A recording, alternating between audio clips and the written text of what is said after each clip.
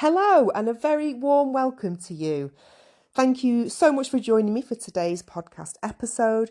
If you've never listened to me before, welcome to the Her Handmade Hustle family, and thank you for giving me a go. I really hope you enjoy it. I talk about all things small business related, everything to do with having a creative business, being a female entrepreneur, everything in between. I really hope you enjoy it. And if you follow me on Instagram, you'll have noticed that this week is all about growth. And I've been posting a daily challenge, so something simple that you can do to help move your business forward. Now, it's nothing too scary, but it may be something that you wouldn't normally do, or it just makes you feel a little bit nervous. But that's the whole point of it. So this week we're looking at getting you out of your comfort zone and into the unknown. Because change won't ever happen when you're comfortable. It just doesn't. It's like, when you always reach for your favourite pair of leggings or your joggers because they're comfy.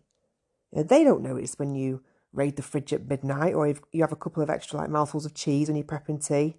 No, they don't care because they're safe. You're comfortable in them. They don't judge you.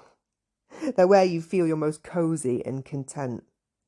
Even though there's that huge part of you that just wants to dig out those jeans and try them on. But you don't because it just feels too scary and it'll probably mean change because you can't get in them. And it's similar with our business. Sometimes we just feel that it's the safest option to keep doing exactly what we're doing. We aren't really making any significant progress, but we're just okay. We're surviving. It's fine. But then there's this huge part of us that is just desperate for more. But it just feels too scary, doesn't it, sometimes? Like the jeans. I mean, who likes jeans anyway? I'm all about elasticated waistbands since becoming a mum. Tell you, they're the way forward. But there's a famous quote by Henry Ford, and he said, if you always do what you've always done, you'll always get what you've always got. And I love that because it is so true. And it's exactly the premise behind today's episode. I'm going to be talking about the importance of pushing beyond your comfort zone for both personal and business growth. Because, if you don't push yourself or you don't allow yourself to be pushed, if you're not so good at, taking a leap and doing it alone, then you're never going to progress. You're always going to be standing still. So today we're going to be talking about the power of stepping outside of your comfort zone, like not just vague, hypothetical stuff about what could happen, but actual real life examples of people, including me, who have made bold moves and have reaped the rewards. We're going to be looking at actual facts and factual information, research that shows the psychological, professional and personal benefits of stepping outside your comfort zone. Because there is real evidence that shows how it can increase brain function, especially when it comes to things like problem solving, because we become better at it. It's amazing. As well as lots of other stuff, which I'll tell you about too. But we're going to be looking at the importance of support systems and the benefits that they bring to you and your business.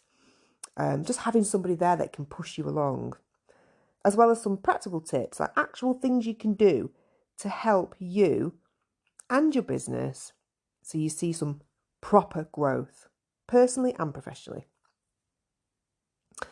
So let's kick this off with some real life, actual examples of how stepping outside of your comfort zone really can lead to great things. We all know it's what we should be doing, because if you're anything like me, you'll scroll Instagram or Facebook or Google, whatever, and you read all these stories about successful people who have made their millions by just doing one thing that changed their lives and their businesses. I saw one the other day from a lady called Sarah Blakely. She's the founder of Spanx, and she started her $1 billion company with $5,000 savings and a lot of determination, and that was it. And she was just 27 at the time, so she was the same age as me when I started Vintage Tree. I'm nowhere near a billionaire, but anyway, I won't compare myself. But she was working on her idea for these wonder pants for women. And she even presented the idea to most of America's factories, lingerie factories, they all turned her down because they said she wasn't established enough and that they didn't think that her idea held any weight whatsoever. And then 2 weeks later, she received a call from a factory that was based in North Carolina. And the owner, who was a man, he said that his 3 daughters had strongly backed Sarah's concept and he was going to support it. And he was going to manufacture a prototype of the pants for her. Now, she had to use her credit card to purchase the Spanx trademark, which was something like $150 at the time. But that shows that she had like no money left, so she stuck it on credit card and hoped for the best. And Sarah was persistent. She got into some really big department stores by going to meetings herself, and she actually changed into the pants in the toilets to prove how well they worked. She sent a basket of her products to Oprah. She got in front of people. She got on television. And the point is, she was proactive and she did things that she wouldn't have thought possible for an unknown businesswoman just trying to get noticed. She pushed outside of her comfort zone, and God, was it worth it for her? You know, she's now worth $1.3 billion, and she's listed as something like the 93rd most powerful woman in the world. And she didn't get there by staying in her leggings. Or maybe she did, and that was her inspiration for Spanx. It's possible, I don't know. But it just shows you how powerful it can be if we just take a chance. We do something different that we've never done before. I mean, that was quite an extreme example. Sometimes, as inspirational as these stories can be, they can seem a little unrealistic for most of us normal sort of small business owners out there who are just trying to make a living, and a good one, but we're just trying to make a living out of doing something that we love. So sometimes we can't relate to stories like that, and I totally get that. I understand that because I feel the same. Because we're not all inventors, are we? And we'll probably not ever, let's be honest, come up with some life-changing invention that's going to catapult us to fame and fortune. So I thought it was just as important to also use a more realistic example of how pushing yourself outside of your comfort zone really can bring you great things and change your business and you for the better. So I thought long and hard about this, and I thought, what example can I use from my business experience and what's happened to me as my sort of like normal example, if you like, of how it's made me progress in my business. What has happened to me that I can share with you? So I thought of something, and I mean, some of you may or may not know that I also own a handmade stationery company called Vintage Twee, where I make lots of beautiful bits and pieces for events like weddings and hen parties and birthdays and like all kinds of different special occasions. And a couple of years ago, I met the owner of a company called Manchester Princess Parties. She's a local company. She hires out princesses for events and parties, etc. It basically just makes kids' dreams come true. You know, that idol walks into a room and just completely transforms their whole birthday experience. It's amazing. And it's absolutely wonderful company with a wonderful female owner who is so committed to her business, and she's got an absolute heart of gold. She's amazing. And I imagine she's the nicest boss to work for as well, because all the girls she has working for her are just lovely. Anyway, so I met Charlotte, the owner, through Vintage Twee. I think she'd ordered a couple of bits off me for a family party. I can't quite remember. But I just loved everything that she did. I've been following her company for a while, the beautiful events that she hosted, you know, and her work ethos. It was so much like mine, with her attention to detail and the commitment that she had into pouring her heart and soul into these events to make them totally unforgettable, right down to the very last detail. It's just completely the way that I work as well. And I sat and thought about it one day, and I thought, I really want to work with this woman. I want to work with her on events. You know, we'd be the perfect partnership. So I had one of those moments where I thought, okay, I'm going to reach out to her. And I had a little stomach flip, so I knew that it was something that excited me more than scared me, which is something you should always look out for if you get that stomach flip. It's a good thing. You know, it means that you want to do it. So listen to it, listen to your gut.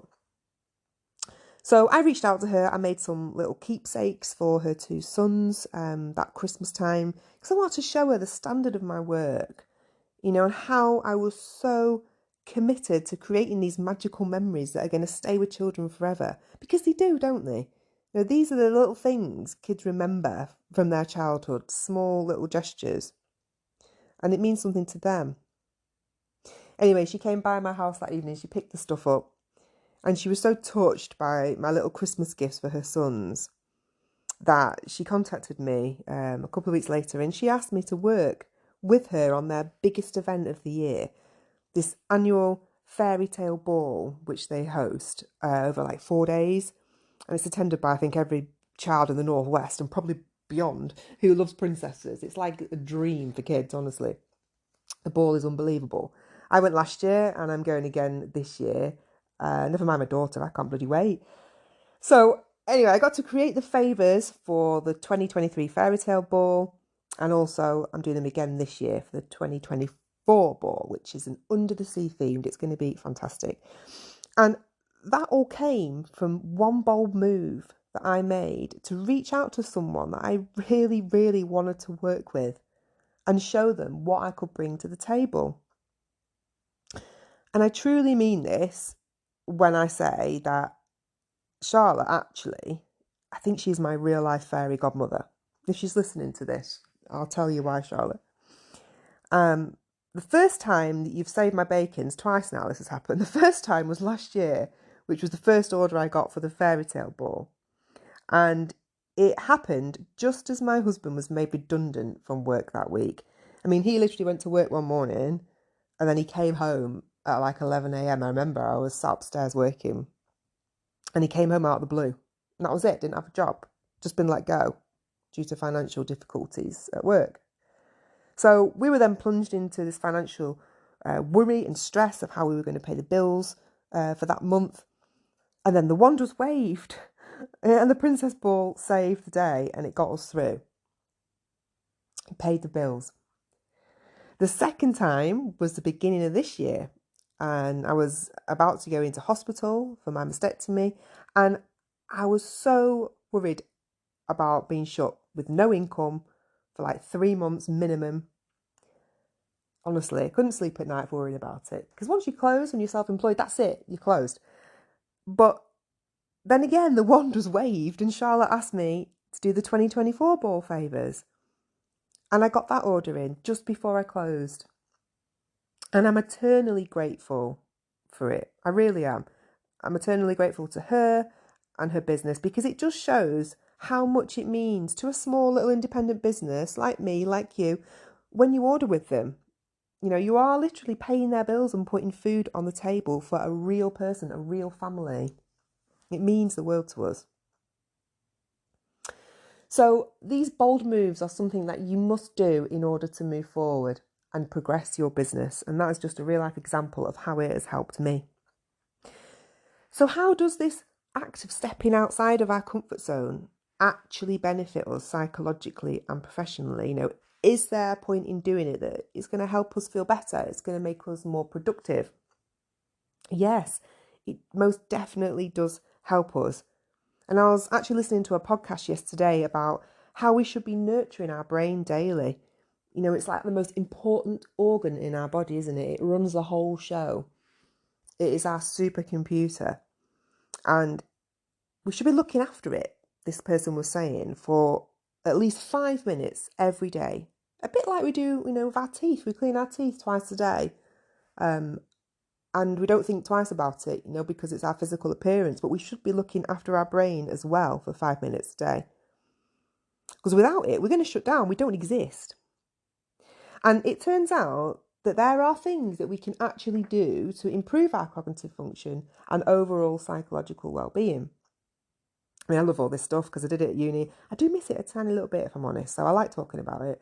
But yes, there's certain foods you can eat to help improve your cognitive function, but there's also a study that has shown, it's by Yale University, and it found that a certain amount of moderate stress, such as taking on a new challenge or doing something that you've never done before, it can actually enhance your brain function. It can help increase your problem solving skills, your creativity levels.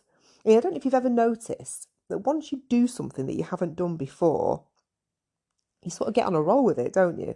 Like more ideas just seem to come to you and it spirals. And you're like, oh, I didn't think of that. Oh, I've thought of this now. It's like you open up some kind of door or something to creativity. It's strange, but it works. It's exactly that. And this sort of moderate amount of stress that you can put yourself under by taking on a new challenge is also shown to lead to increased resilience. We get tougher.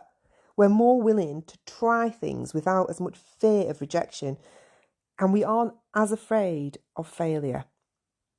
It's a bit like me last week. I decided to reach out to a couple of people to see if they would consider coming on my podcast, and they haven't replied yet. Anyway, different story. But I was so nervous to press send. Like, I was literally hovering over the button for ages, reading and rereading this email that I drafted out to these people, thinking, oh God, I need to change that. Oh God, I've done that wrong. But do you know what? I just pressed send in the end. I was hovering over it for ages and I thought, oh, sod it, just send it. Just send it. So I did. And once I'd done that, once I'd done one, I actually got on a roll with it and I sent out a few more. And then I started firing them out and thought, at the end of the day, what's the worst that could happen? They either wouldn't reply or they would reply and they'd just say, thanks, but no thanks. And I could deal with that. It was worth the chance because the reward would be a lot greater if they were to say yes. But it definitely took me to send that very first email to start off this like chain reaction in my brain that encouraged me to keep making these moves to progress. And I definitely didn't feel as nervous as I did when I sent out the first email, when I did the subsequent ones.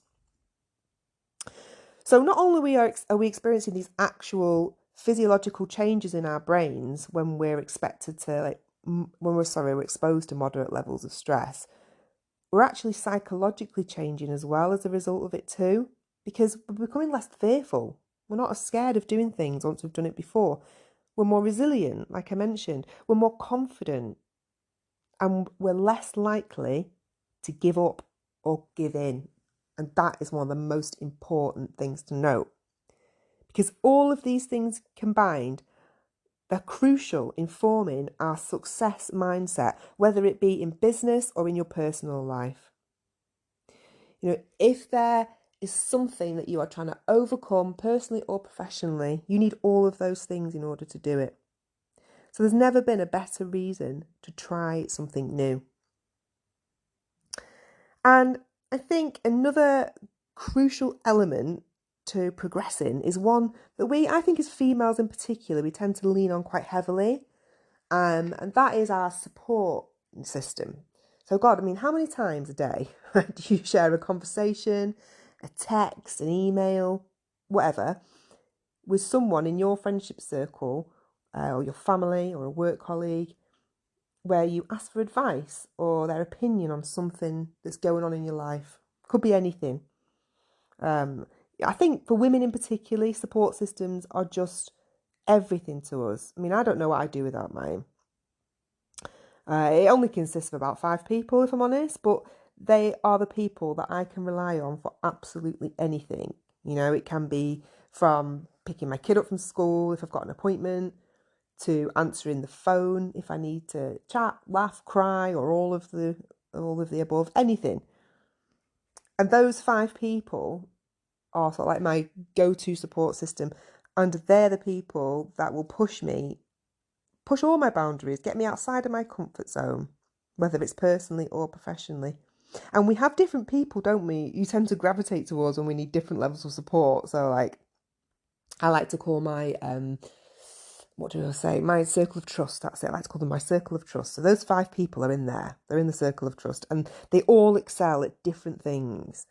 They're all good to call on for different things that I might need help with, and a little push, a little nudge. But I think the one thing that all 5 of them have in common is that they all push me in some way outside of my comfort zone when I need them to. So it might be in a personal capacity, or it might be professionally, or it might be both.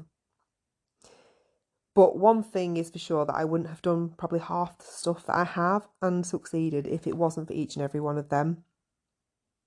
And it's so important to make sure you have a support system in place in life, isn't it? As well as business.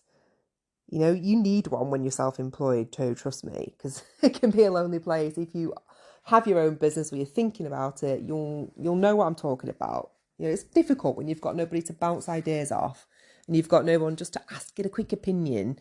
You've not got a colleague sat next to you at your desk having a brew, and a chat while you're working.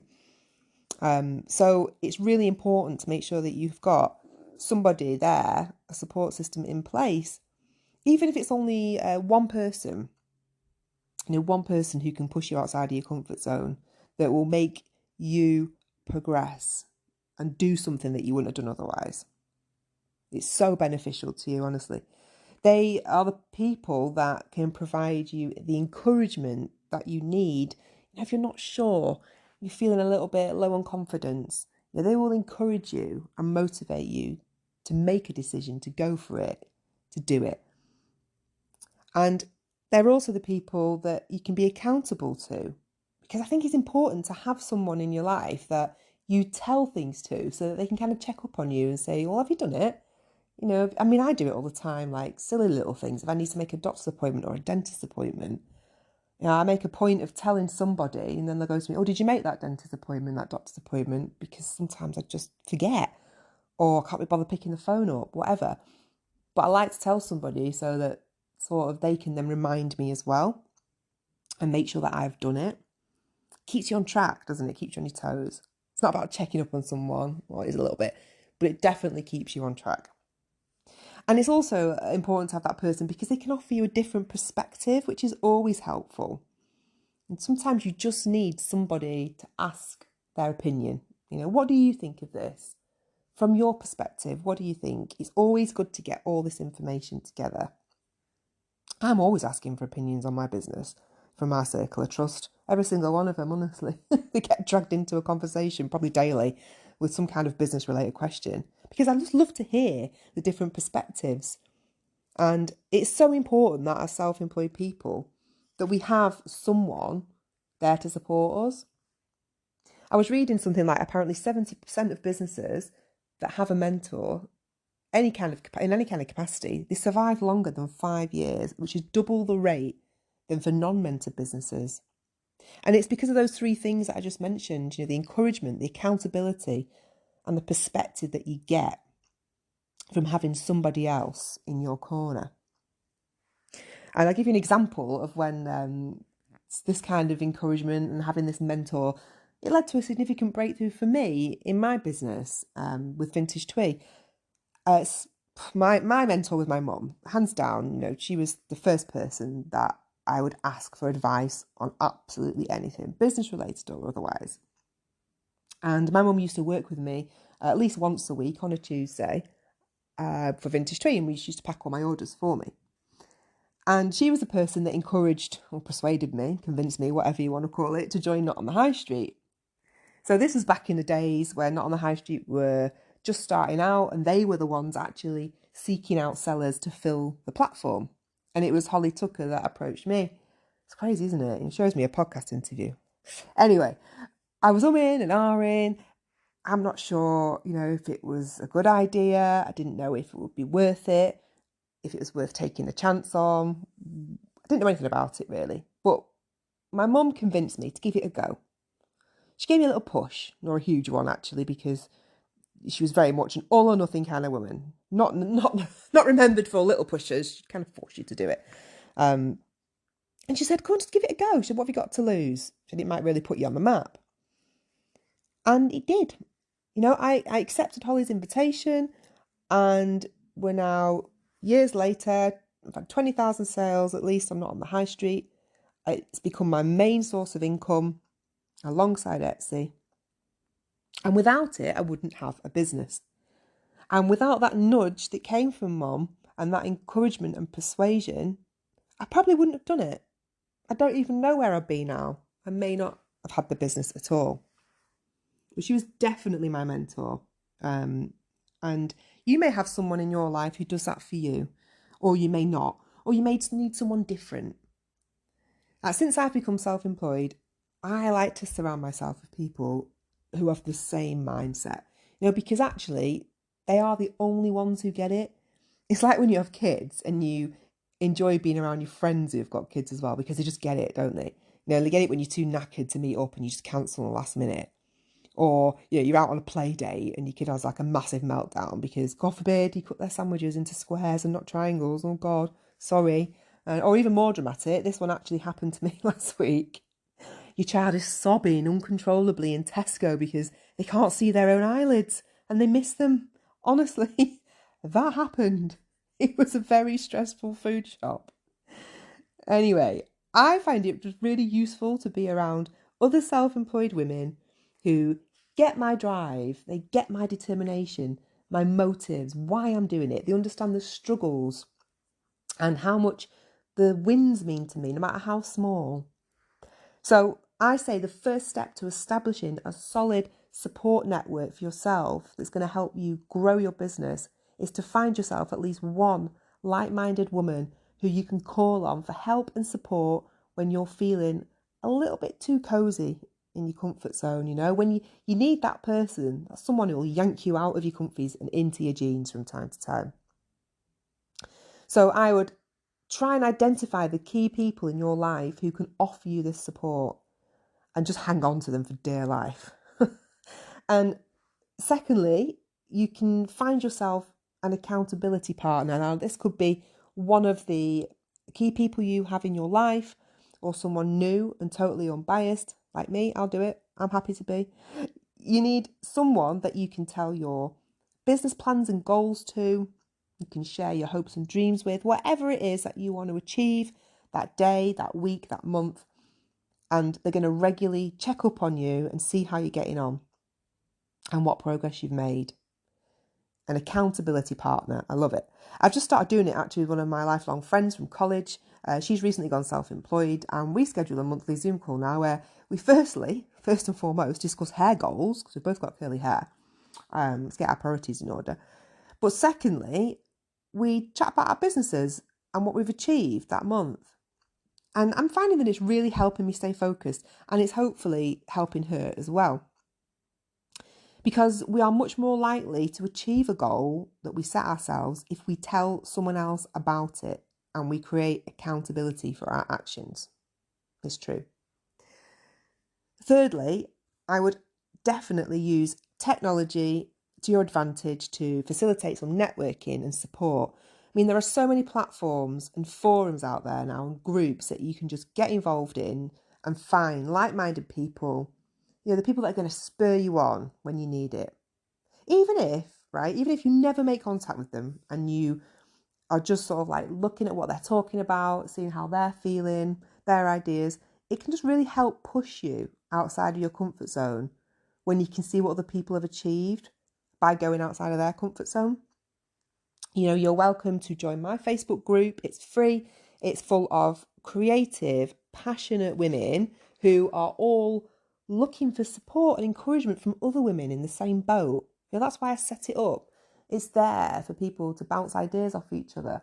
It's a little community. I put loads of stuff in there, offer tips, advice, support to help these women if they're struggling and let them know that I'm here. So use technology to your advantage. While I'm on the topic of technology, I want to mention my new WhatsApp service. It's a WhatsApp support service, which is available now. It's just come out. And it's for you. It's for creative women with small businesses.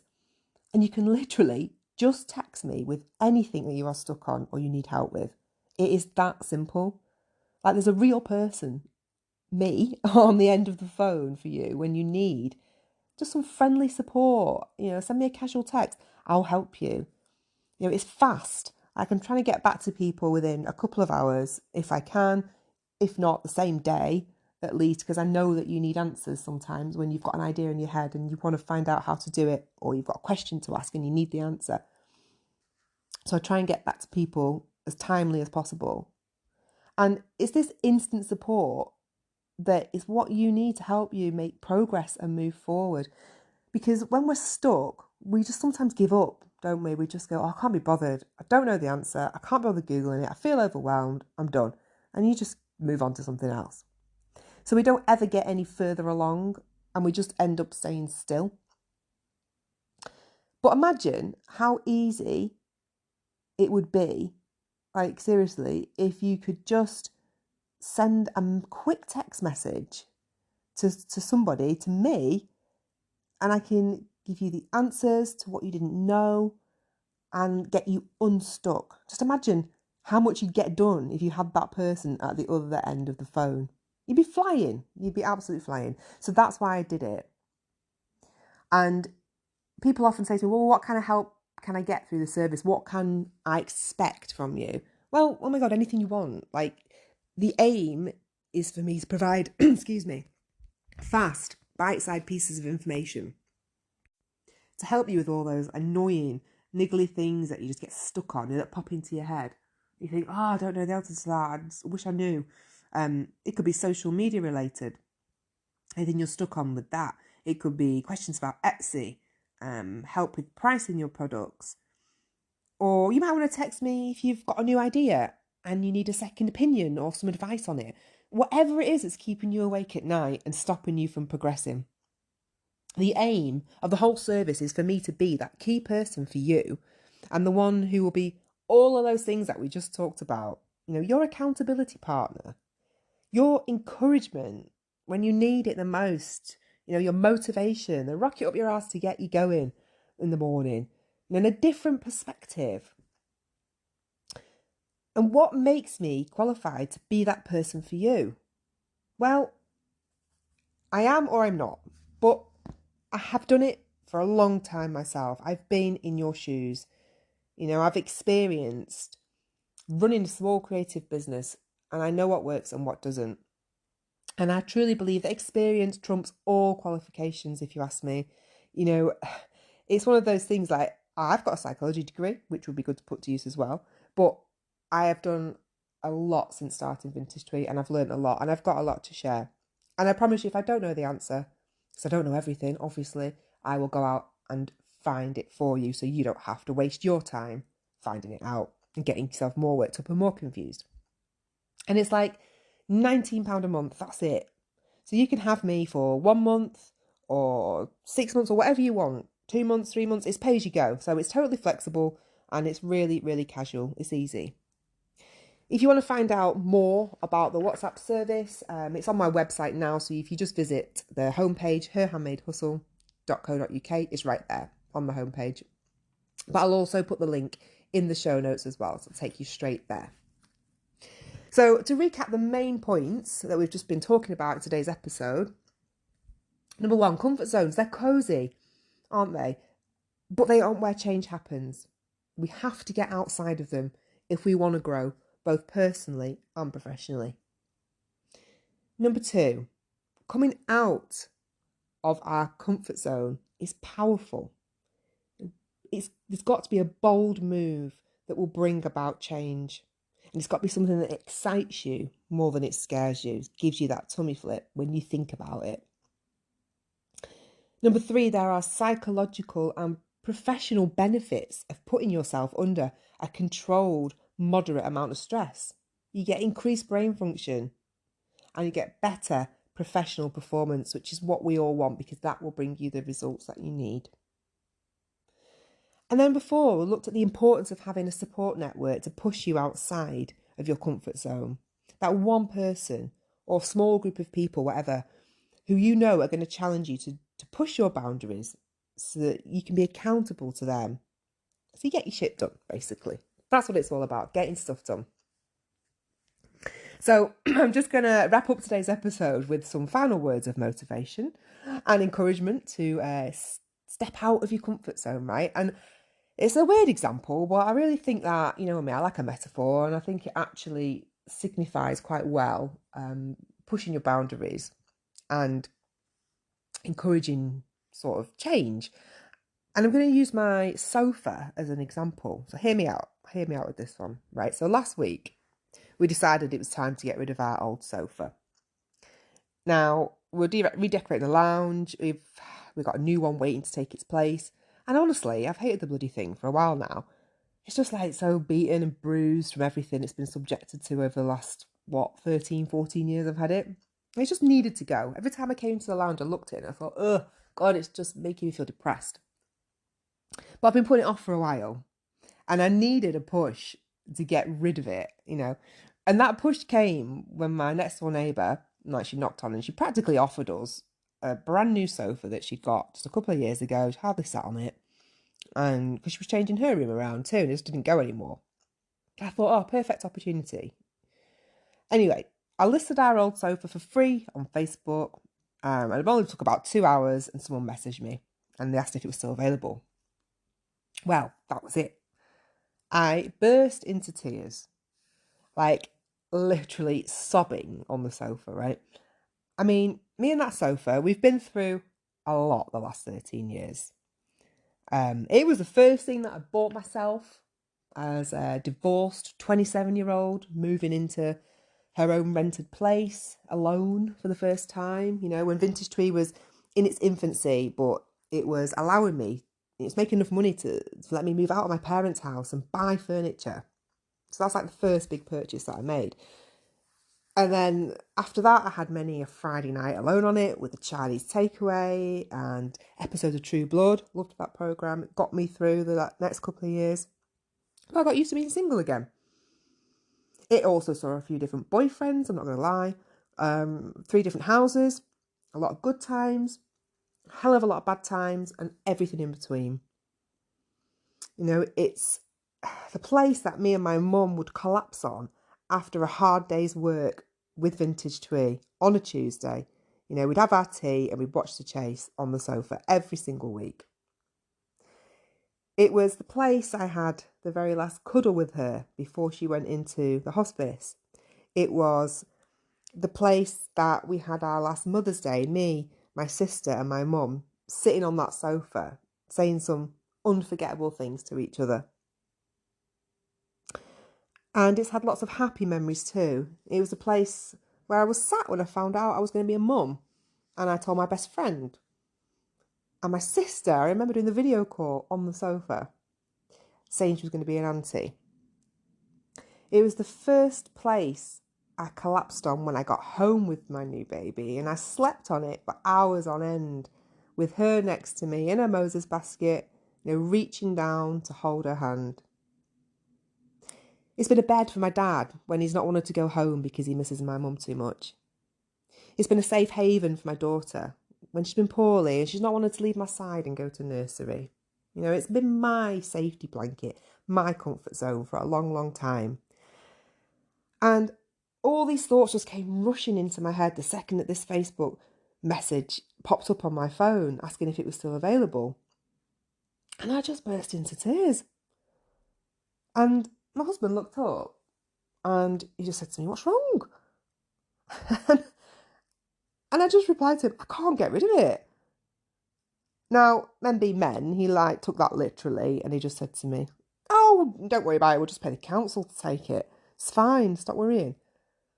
I mean, honestly, it was like a car crash because I was sobbing and then my daughter then starts getting upset because she's got this habit of personifying things. So especially like non-animate objects, she personifies the sofa, gives it a name. So then she started getting really upset, saying, "Oh God, don't sell it," and starts kissing it. "I love you, sofa, I love you." And I was feeling absolutely awful. But, I needed somebody to give me the nudge, the confidence and the assurance to do it. And in this occasion, my neighbour did it for me.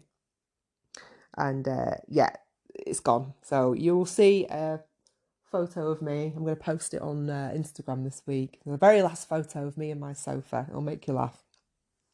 But that's it.